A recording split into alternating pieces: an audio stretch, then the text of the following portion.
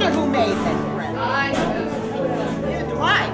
Those little bakers at 2 o'clock in the morning or 4 o'clock in the morning, they're all making the breads. That's West Virginia. That's right. And we have, the two of us have a communication. Okay, should we take out the form? Would you like to? I would like to take the temperature of the book. Okay, please stand. Hold on. We can probably touch something. Whether or not we cannot deserve book right to tell. I don't often do what I'm told. I'm not quite sure this is how they did it back in the day, right? In an oven? That's how we're doing it. I'm going to get burnt, I usually. Okay, here we go. Cool. That's good. Here we go, folks. So you want me to take this one and move it and give you this platter now?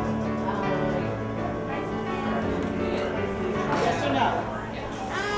On the table it goes. Yes. Okay, excuse me.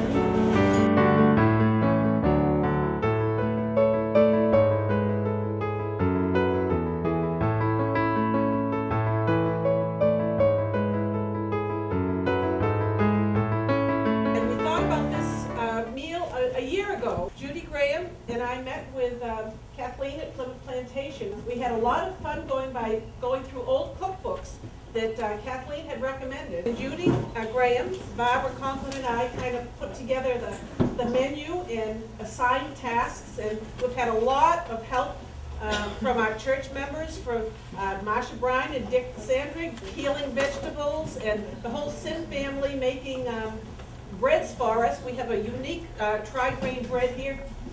What is it called? Thirded bread. Which cake, the recipe came from one of these old cookbooks. The Shrewsbury cakes are actually cookies. I used Amelia Simmons' recipe from 1746, which I think was pretty good. And my son-in-law, Grant Baxter, who's just arriving, was a very instrumental in getting some very generous donations from these local merchants. Generally, I work with 17th century food. 1712 is the 18th century, but not very far. And they had a pretty clear idea of the sorts of things they wanted to serve, and they've just done a wonderful job. I'm really looking forward to eating, so I'm not going to talk too much longer. So enjoy the food. Oh, the one thing, though, that I recommended that they didn't take me up on, which I kind of knew they wouldn't, was the beverage. Coffee is kind of unusual in 1712, especially for places like Pembroke. I know it's hard to believe there was a time when coffee was unusual, but that was the time and place. Rum was a much more common drink. Yeah. So, you know, so when you go home, read the menu and drink your rum there. That would be fun. Only one. One has to stand. Oh, all right. This woman right here, I quit. Vouch for right now. Very good. Hi. How are you? Good, and you? Good.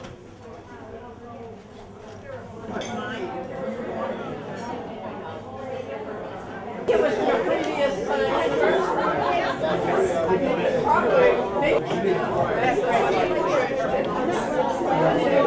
I have your chicken.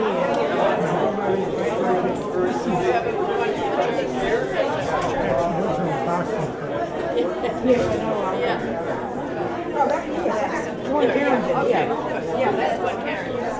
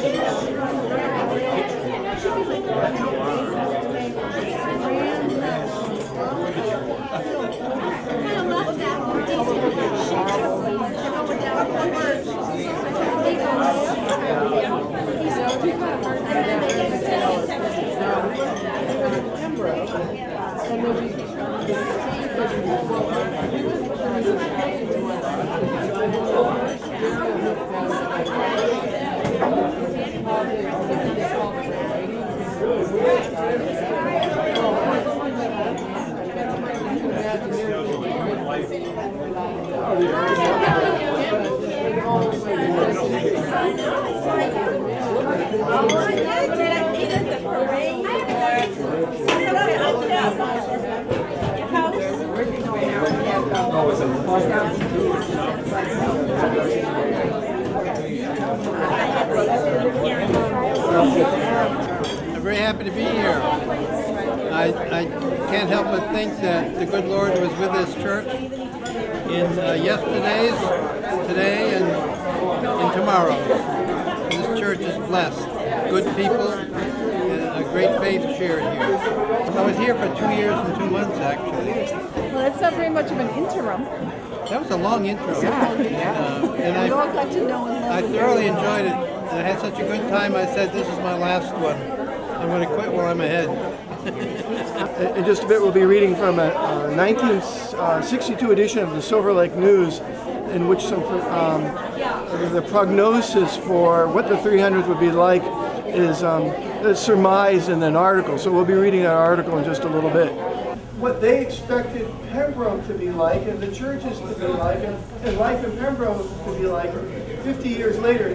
And they, I think, was Bob Melville and Greg Fleming. But just in case you wanted to know what was at the Kingston Drive-In then, it was Music Man. And followed by Anne Bancroft and the Miracle Workers. So anybody remember that as well? Also, there is a nice article or advertisement for John Walsh Insurance. And you'll also see in here pictures of when they were building the expressway and crossing 139. It was still just a dirt path. And Route 14 joined Route 53. Was there a Howard Johnson's that I remember? Yeah. It was right at the box company, they say. So there's pictures of that. But most of all, I wanted to read to you Pembroke 2012. Those Pembroke citizens who were around in 1912, anybody here from 1912? When the town celebrated its 200th anniversary, undoubtedly would say and ask that enormous changes have taken place in the community in the past 50 years. But has it? The old pictures in this issue, many of them from the 200th anniversary celebration, lead one to think that there has not been so much change in this little town. The roads, most of them have been paved, but there are still a good number of dirt roads around, some of them quaint and some of them just dusty. True, one rarely sees a horse and buggy anymore except at a parade. The stores in Bryanville and Pembroke Center are still there. Not anymore though, right? They've been modernized, but they're still there. The town hall is still the same building. Well, we know that's not true anymore, albeit it's been moved down the street a few hundred feet. And then Samson the clam man is no longer around, but the good residents still eat plenty of shellfish sold by local merchants. A trolley line no longer runs through Bryanville from Plymouth to Brockton, but that street railways company is still in business with buses going through Pembroke. The Old Bay Path, which used to wind through the town across Elm Street, Oldham, Center, and High Streets, connecting the Massachusetts Bay and the Plymouth colonies, is still going strong, although the main route has been relocated. But Pembroke is still on the main highway, and there are many motorists from New York and New Jersey who wish they had never heard of Pembroke as they drive towards the Cape on a Friday evening. The churches are the same as they were 50 years ago, although Bryanville Methodist is undergoing a facelift, so they can be around to shine for the 300th anniversary 50 years from now. True, there is one more school and the foundation of another, but after all, people who live in Pembroke do have children. Almost every home, including the very earliest ones, which was standing 50 years ago, is still standing.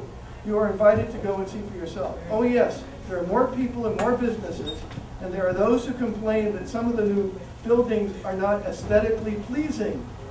Does that sound familiar? But there's just as many mosquitoes and weeds. But the change to Pembroke has really just begun. Imagine what it will be like in 2012 when the 300th anniversary will be celebrated. The town will have more than 35,000 people. What's our population? Does anybody know? It's almost 20,000, so they're off there. They'll have a senior high school, 3 junior high schools, and 7 or 8 elementary schools. There will be a town sewerage and an ultra-modern town hall to house all the offices. There'll probably be a mayor. There will be an airport and probably a heliport. The changes seem unbounded.